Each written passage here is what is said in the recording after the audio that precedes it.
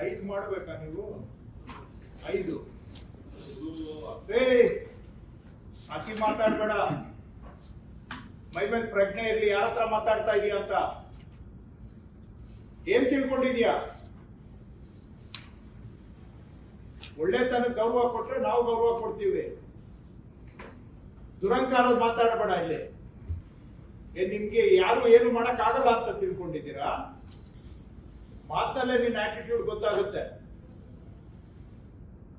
ಯಾಕ್ರಿ ಮಾಡಿಲ್ಲ?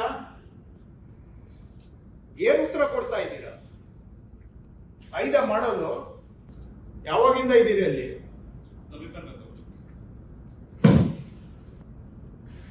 ರೀಸೆಂಟ್ ಅಂದ್ರೆ ಯಾವಾಗಿಂದ?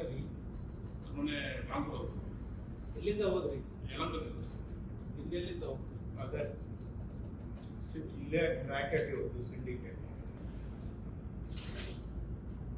ನಿಮ್ಗೇನು ಯಾರ ಮೇಲೂ ಕಂಟ್ರೋಲ್ ಇಲ್ವೇನ್ರಿ?